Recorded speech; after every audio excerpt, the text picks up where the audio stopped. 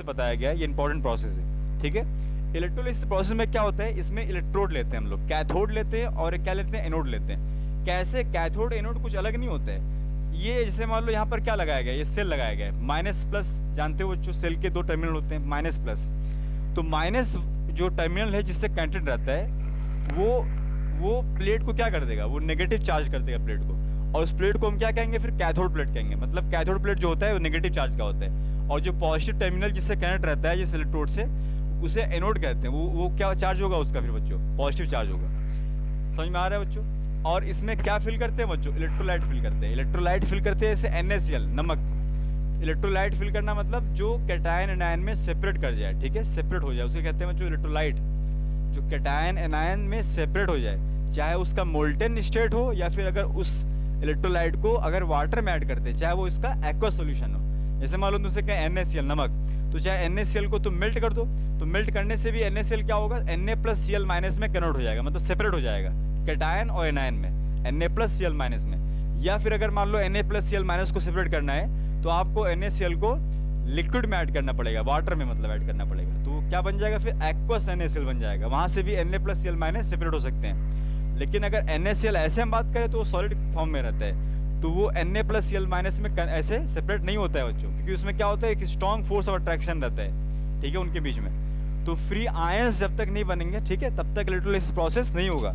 तो इसीलिए क्या होता है, इसको या तो फिर वाटर में ऐड करो या फिर इसको मेल्ट करो। तो इलेक्ट्रोलिसिस प्रोसेस होता है क्या बच्चों, the process of deposition of ions on electrode by external electrical energy, ठीक है, अप्लाइड। जब हम एक्सटर्नल इलेक्ट्रिकल एनर्जी अप्लाई करते हैं, तो ये जो करस्पॉन्डिंग आयंस जो होते हैं, कैटायंस और एनायंस, ये अपने अपने अपोजिट प्लेट में क्या कर हो जाते हैं बच्चों, अट्रैक्ट हो जाते हैं, ठीक है, वहां पर माइग्रेट कर जाते हैं, मतलब वहां शिफ्ट कर जाते हैं, ट्रांसफर कर जाते हैं, ठीक है। एट कैथोड की अगर हम बात करें, तो कैथोड पे कौन माइग्रेट करेगा बच्चों, जो कैटायन होगा, क्योंकि कैटायन का चार्ज क्या, पॉजिटिव चार्ज है। तो कैटायन कहाँ जाएगा बच्चों, कैथोड की तरफ जाएगा। कैथोड प्लेट जो है वो नेगेटिव चार्ज कैरी कर रहा है, ठीक है बच्चों। तो कैथोड प्लेट जब नेगेटिव चार्ज कैरी कर रहा है, तो कैथोड पर कैटायन को क्या प्रोवाइड होगा बच्चों, इलेक्ट्रॉन प्रोवाइड होगा। इलेक्ट्रॉन भी किस नेचर का होता है, नेगेटिव होता है। तो यहाँ से गेन करता है कैटायन इलेक्ट्रॉन को, और क्या फॉर्म करता है बच्चों, ए फॉर्म करता है। ए मतलब एटम, एटॉमिक फॉर्म में, फिर ए के फॉर्म में दिखाया गया, ठीक है।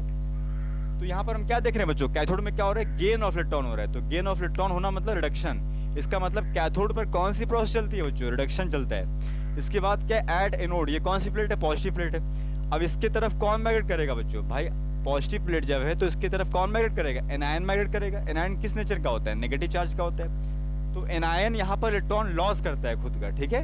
तो इलेक्ट्रॉन लॉस करने से क्या बन जाता है, बी बन जाता है, मतलब ये एटम, न्यूट्रल एटम बन जाता है, ठीक है।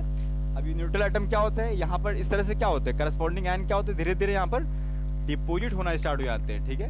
आ रहा है समझ बच्चों। तो एट एनोड क्या होता है, इलेक्ट्रॉन लॉस हो रहा है, इसीलिए कौन सा मेथड है ये, ऑक्सीडेशन मेथड है बच्चों, ठीक है। आ रहा है समझ बच्चों। बच्चों इलेक्ट्रोड दो तरह के होते हैं, एक होता है नोबल, एक होता है इनर्ट इलेक्ट्रोड, और एक होता है एक्टिव इलेक्ट्रोड। एक्टिव इलेक्ट्रोड किसे कहते हैं बच्चों, और इनर्ट इलेक्ट्रोड किसे कहते हैं बच्चों।